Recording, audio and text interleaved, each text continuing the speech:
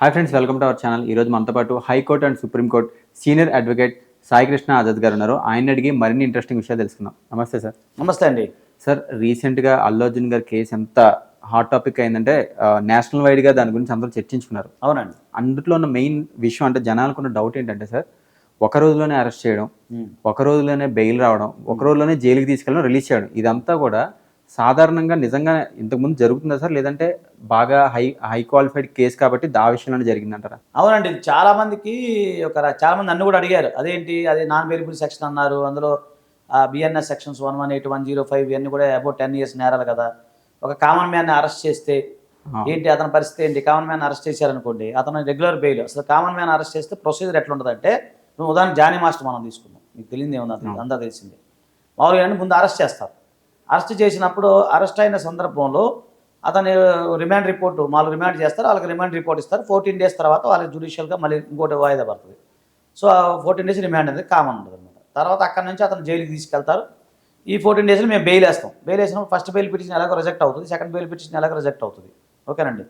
తర్వాత ఈ 3కో 4కో ఇస్తారు, లేదంటే హైకోర్టుకి వెళ్ళినప్పుడు హైకోర్టులో ఇస్తారు. అది మామూలుగా ఉండేది. అంటే ఖచ్చితంగా ఒక వ్యక్తి అబౌట్ 7 years నేరాలు అంటే 10 years నేరాలకు ఏదైతే ఉన్నాయో దానికి ఖచ్చితంగా అతను 1 month నుంచి 2 months వరకు జైల్లో ఉండాల్సింది. నేను ఆ రోజు అల్లు అర్జున్ గారు అరెస్ట్ అయినప్పుడు చాలామంది మిత్రులు అడిగినప్పుడు కూడా అదే చెప్పాను. అది ప్రొసీజర్ అని చెప్పాను నేను. ఆయన విషయాన్ని కాదు, లీగల్ ప్రొసీజర్. చాలా దీంట్లో ఏం జరిగిందంటే, జనరల్గా అల్లు అర్జున్ గారు సంబంధించి ఎప్పుడైతే ఆయన పైన ఎఫ్ఐఆర్ నమోదైనప్పుడు ఈయన అరెస్టు ఎప్పుడైతే ఉందో శుక్రవారం నాడు అరెస్ట్ చేశారు కదా, అంతకు ముందే వీళ్ళు హైకోర్టులో క్వాష్ పిటిషన్ దాఖలు చేయడం జరిగిందనమాట.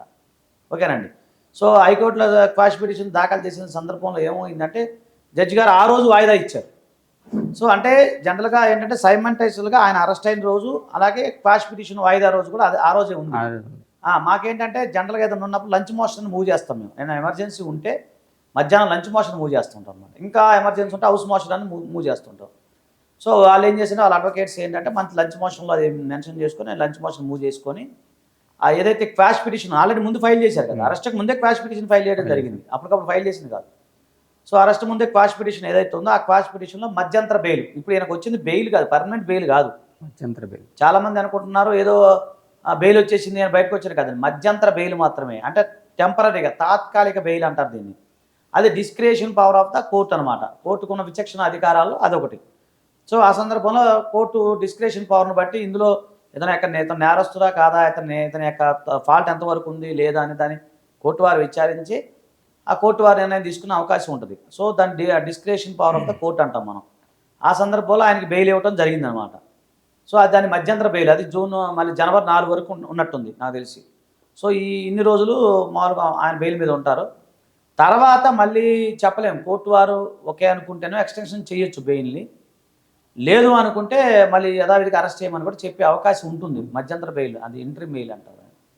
సో అది ఆ విధంగా బెయిల్ ప్రొసీజర్ ఉంటుంది. బెయిల్ అంటే ఏంటంటే ఏం లేదండి, ఒక వ్యక్తి జ్యుడిషియల్ రిమాండ్లో ఉన్నట్టు. ఇప్పుడు ఆయన అక్యూజ్డ్ అనే భావించాలి మనం. ఆయన అంటే ఆయన ఇంకా ఏదో ఒక ఎక్విటల్ కాదు, ఇప్పుడు ఆయన అక్యూజ్డ్ మాత్రమే, ఒక నిందితుడు మాత్రమే. ఓకేనండి. సో అతను ఏదో ఈ కేసు నుంచి బయటపడినట్టు కాదు. బయటపడినప్పుడు అదంతా ట్రయల్ జరిగినప్పుడు అప్పుడు కోర్టు వారు క్లీన్ చిట్ ఇచ్చినప్పుడు మాత్రమే అతను బయటపడతాడు. సో ఇప్పుడు ఈ సందర్భంలో ఏంటంటే బెయిల్ అనేది చెప్పలేము, రద్దు అవ్వచ్చు లేదంటే కంటిన్యూ అవ్వచ్చు. అదే జనవరి 4వ తారీఖు తర్వాత. సో అదండి బెయిల్ ప్రొసీజర్ ఆ విధంగా ఉంటుంది.